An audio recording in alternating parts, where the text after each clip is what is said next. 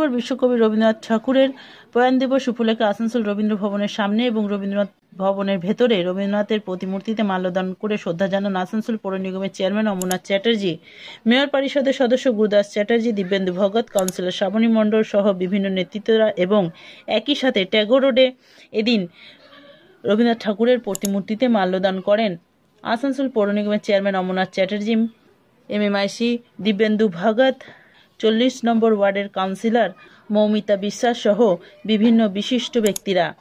Chairman Amarnath Chatterjee জানান, আসানসোল পৌর নিগমের পক্ষ থেকে মনীষীদের জন্ম ও মৃত্যুবার্ষিকী পালন করা হয়। রবীন্দ্রনাথ ঠাকুরের মতো মনীষী, তার চিন্তাধারা বিরল। আমরা তার আদর্শের মাধ্যমে চলার চেষ্টা করে যাচ্ছি।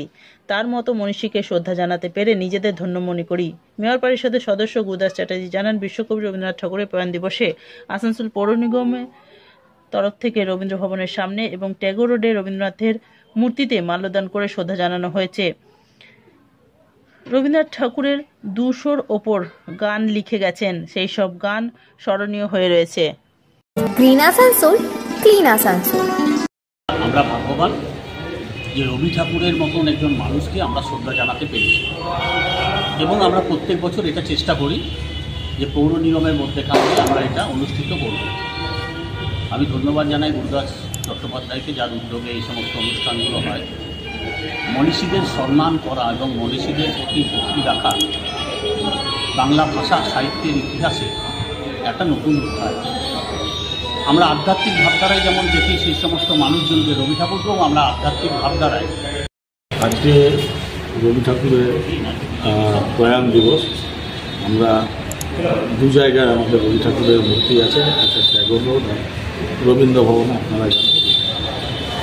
আমরা প্রত্যেকবার ওনার জন্ম এবং মৃত্যু এই দুদিনই পুষ্পার্ঘ্য মাল্যদানের মাধ্যমে এই দিনগুলি আমরা পালন করে থাকি। তো এই বছরও তার অন্যত হয়নি। আজ সন্ধ্যাকালে রবীন্দ্র ভবনে রবীন্দ্র চর্চা হবে।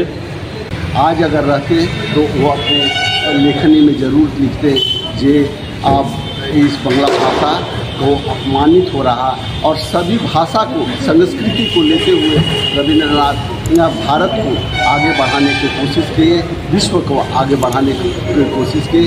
इसीलिए वो विश्व कवि के नाम प्रख्यात थे।